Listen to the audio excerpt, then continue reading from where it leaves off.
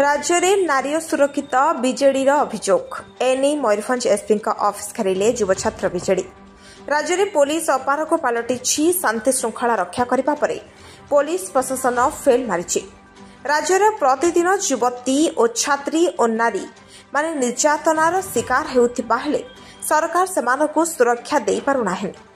सरकार राज्य में नारी सुरक्षा क्षेत्र में संपूर्ण फेल मारिथिबा बेले सरकार पुलिस बाहिनी को सुदृढ़ मध्य करि पारुनाहांती, जार प्रतिवाद करी बीजेडीर शताधिक छात्र और युव नेता विक्षोभ प्रदर्शन करिसेंते।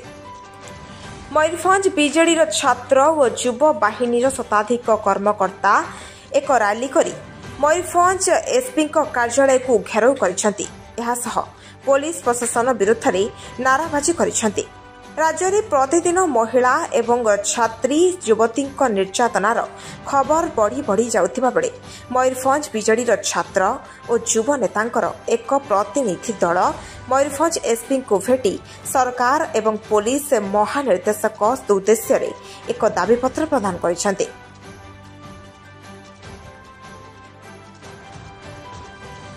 Bureau report, Utkal 24 news. Dream it, live it, love it with GLR Infra. 2 BHK, 3 BHK crafted for you. Sophistication, comfort and a perfect view. GLR Infra. We craft your dreams. Jitendra Mahanty पूर्वतन उपनगरपाल पूर्वतन कार्यकारी सभापति बिजु जनता दल। तो आज जो आरक्षी अधीक्षक कार्यालय सम्मुख में भारी मात्रा रे भीड़ कारण कौन भीड़ समस्त को जना। आज जो कारण समस्त को जना कारण आपन जड़े महिला मोर इंटरव्यू नौ आज दुख लगुच महिला मान को देखले माँ मैंने आज चिंता कर मो झील को आज कॉलेज छाड़ी कि ना, मो झील आज मार्केटिंग जीव कि ना, मो झील आज घर को भलसे घूर तो ये चिंतार महिला मैंने आज चिंताग्रस्त हो जाइए।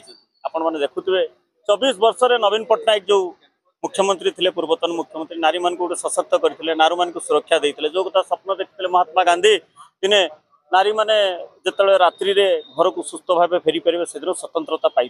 ठीक सही नीति को अनुसरण कर नवीन पट्टनायक महिला मान सशक्त करते बिजु बाबू सशक्त करते कि आज महिला मान बीच रास्ता बेलाभूमि आरंभ कर कॉलेज कैंपस टू आरंभ कर प्रत्येक परिवार भितर आरंभ कौटी सुरक्षित ना घर भीतर केन्द्रापड़ा झील को निया लगागला से निजे लगेले ये घटना तो परिवार भितर भी झील सुरक्षित देखो से परिवार भितर सेठी सरकार भी विपर्यस्त होइछन। जने पुलिस को जतबे जने एफआईआर देते जाउची पुलिस एफआईआर को ग्रहण कर पारला मानसिक भारसाम्य भी सी निया लगेला। एभली परिस्थिति होची तो परिस्थिति को सरकार निजे आसिकी राज रास्ता रे एवं प्रत्येक थाना रे बसी यदि तदारक करी भाबुची व्यवस्था निश्चय परिवर्तन हो परिबो। चेष्टा कले हे परिबो पुलिस व्यवस्था पूरा भुसुडी समग्र राज्य रे नारी जमा सुरक्षित। देवाशीष मानती पूर्वतन जिला बीजेडी सभापति। कौन अभियोग थिला काहे कि आज जो आरक्षी अधीक्षक कार्यालय सामने ये गणविक्षोभ कारण कोन? आज कैंपस असुरक्षित, आज छात्र छात्री असुरक्षित, आज समस्त असुरक्षित तेणु छात्री मान न्याय कॉलेज पढ़ुवा से सान भूणीटा आज बिजु मयूरभंज जिला बिजु युव छात्र जनता दल आंदोलन को लेछि। आज पुलिस अधीक्षक को दाबी पत्र देछि जदि महिला मान को सुरक्षा न जाए, नारी मान को सुरक्षा न जाए, छात्री मान को सुरक्षा न जाए आगामी दिन लड़े निश्चित भाव जोरदार हो। वर्तमान ये तो निहाती गोटे लज्जाजनक विषय समग्र राष्ट्र खाली जे ओडिशा के मयूरभंज पाई नुहे समग्र राष्ट्र पाई एवढे चिंताजनक एवं प्रश्नवाची उठिछि जे नारी ओडिशा रे सुरक्षित नहति। याकु नै किछि दिन पूर्व अमेरिका मध्ये तांको देशर नारी महिला नागरिक मान ओडिशा आसीबा को बारण मध्ये करिसेंति। ये भारी लज्जाजनक कथा। गोटे कथा आपण उपलब्धि करंती कि आपण को सरकार 24 वर्ष शासन काल भितर जो थिले से समय रे भी नारी सुरक्षित थिले आपण कहि परिबे?